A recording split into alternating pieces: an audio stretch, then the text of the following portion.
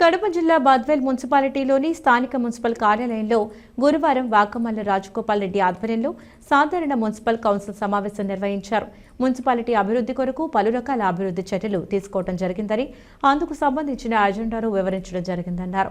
మున్సిపాలిటీలో ప్రధాన రహదారులు, డ్రైనేజీ కాలువలు, మున్సిపాలిటీ సుందరీకరణకు చర్యలు తీసుకోవడం జరిగిందని, మున్సిపాలిటీలో నెలకొన్న సమస్యలను పరిష్కరించేందుకు కృషి చేస్తున్నామన్నారు. అనంతరం వార్డు కౌన్సిలర్లు ఒక్కొక్కరిగా వారి సమస్యలను మున్సిపల్ చైర్మన్ దృష్టికి తీసుకువచ్చారు. ఈ సందర్భంగా 24వ వార్డు కౌన్సిలర్ రవితేజ మాట్లాడుతూ, మా వార్డులో డ్రైనేజీ వ్యవస్థ దుర్భరంగా ఉందని, ఈ విషయాన్ని అధికారుల దృష్టికి ఎన్నిసార్లు తీసుకువచ్చినా పట్టించుకున్న పాపాన పోలేదన్నారు.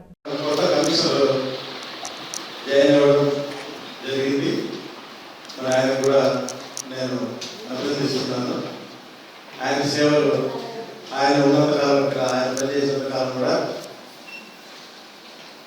జరిగిన కాలం కంటే కూడా ఇంకా బాగా మంచి సర్వీస్ అందిస్తారని, ఈ పట్టణాన్ని ముందుకు తీసుకుపోయే దాంట్లో ఆయన శాయశక్తులా కృషి చేస్తారని, ఎందుకంటే సీనియర్గా వచ్చారు మీరు. అందులో విజయవాడ నగరపాలక సంస్థ నుంచి కూడా మీరు పనిచేశారు కాబట్టి మీకు చట్టం గురించి కూడా బాగా తెలుసు, ఎలా చేయించుకోవాలో కూడా మీకు తెలుసు.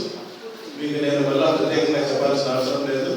మీరు కష్టపడి బాగా పనిచేస్తే పట్టణం అంతా కూడా బాగా అభివృద్ధించుంటారని కూడా ఈ సందర్భంగా మీకు తెలియజేసుకుంటున్నాము. దయచేసి ఎవరన్నా ఎక్కడన్నా మన కౌన్సిలర్స్ కూడా తెలపండి. ఖచ్చితంగా మిడిల్ ఆఫ్ ది టౌన్లో 100% అదంతా క్లీన్ చేయించడానికి ఒక ప్రణాళిక తయారు చేశాం. ఇది ఒక 1 month or 2 months కంటిన్యూ చేద్దామని కూడా అనుకుంటున్నాం. ఇది ఫస్ట్లో ఒక రోజులో 50 మందిని ఒక వారికే పెట్టాలనుకున్నాం. మళ్ళీ ఒకసారి డిస్కస్ చేసిన తర్వాత 50 మంది ఒకేసారి పోయే బదులు 20-25 డివైడ్ చేసి 2 క్లస్టర్లు చేసి 2 చోట్ల పెడితే ఇంకొంచెం బాగుంటుందని చెప్పి నిన్నటి నుంచి మొన్నటి నుంచి 2గా చేస్తున్నాం.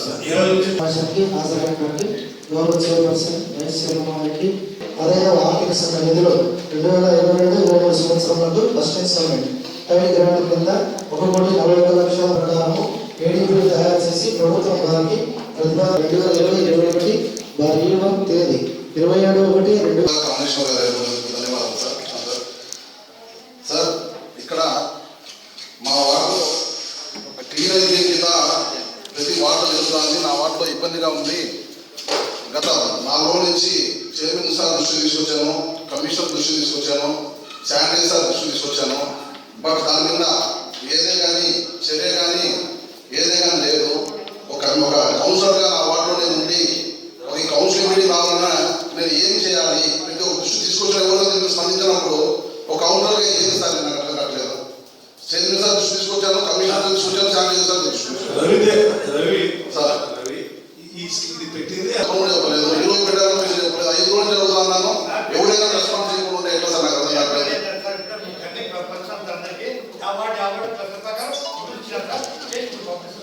మీ దృష్టి తీసుకొచ్చాను సార్, కమిషనర్ సార్ తీసుకొచ్చాను సార్. ఒక నిమిషం రవి, అందరూ అదే చెప్తారు కానీ నీకు కూడా చేస్తారు. నువ్వు ఒక్కరోజు 2 రోజులు తొందరపడతాడు చేద్దాం.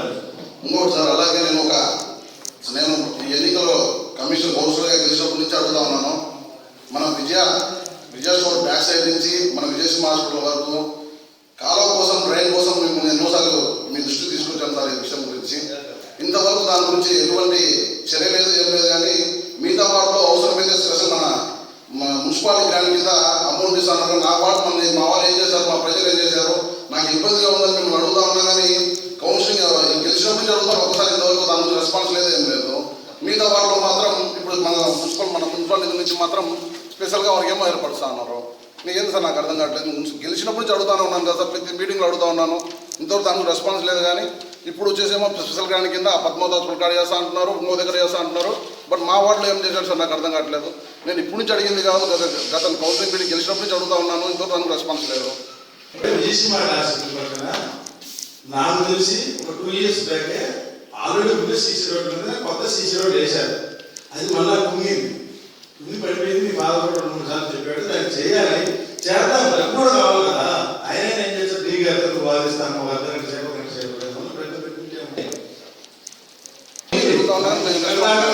అక్కడే ఉందండి. ఒక నిమిషము, ఒకసారి దేంట్లో ఉంటే రోజు మట్టి తోలిచ్చినా నేనే. ఒక్కసారి మీరు విజిట్ చేయండి. నేనే మట్టి తోలిచ్చి మన మామూలు అయిపోయింది. బైక్ రావాలన్నా కార్ రావాలన్నా లోపల రావట్లేదు.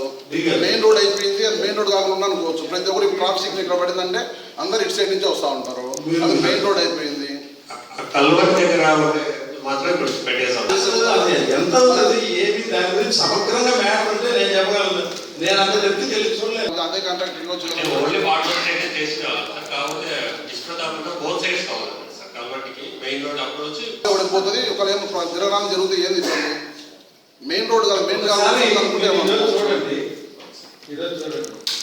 ఒకవేళ ఏం చేయాలని ఫస్ట్ మీరు ఐడియా కావాలి కదా.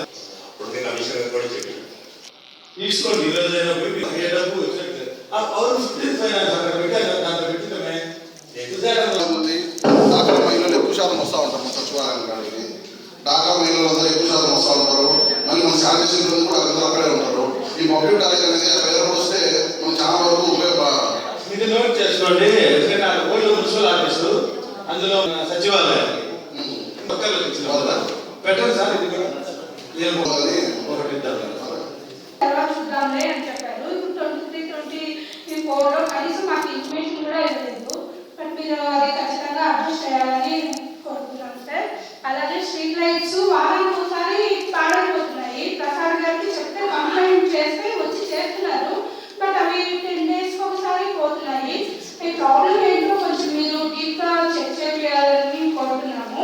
అలాగే కాలువ తీయడానికి అసలు మనుషులు లేదు సార్. వాళ్ళని అడ్జస్ట్ చేయాలి.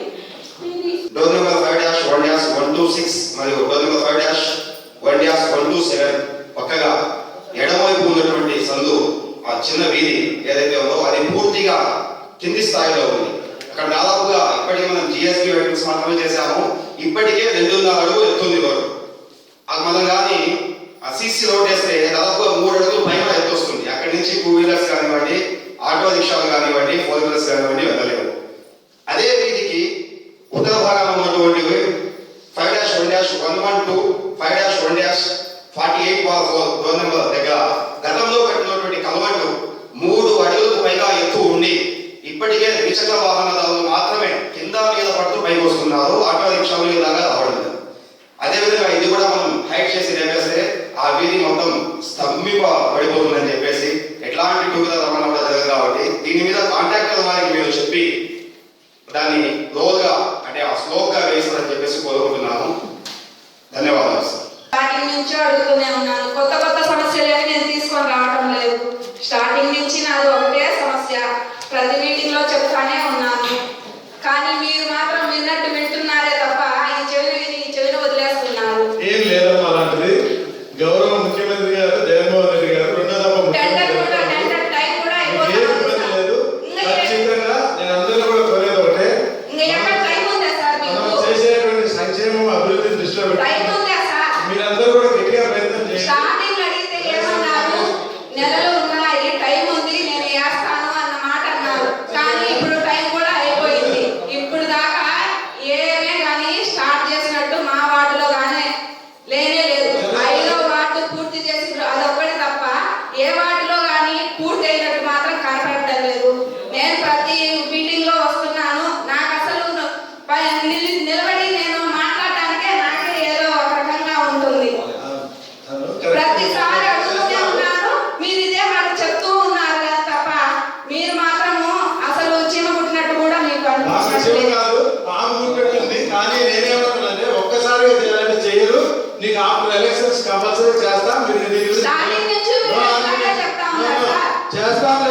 లేదు సార్, మా వార్డులో ఎస్సీ కాలనీ కానీ నరసింహాల్ వెనక సైడ్ కానీ ఈ పక్క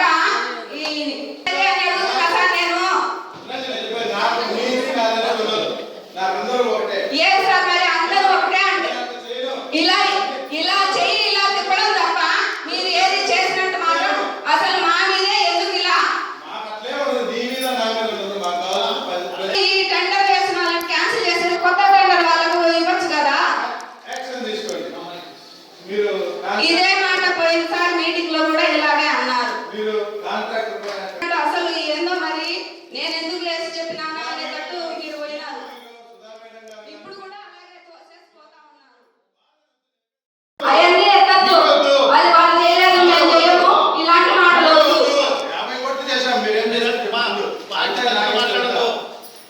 తీసుకో మైక్ తీసుకో.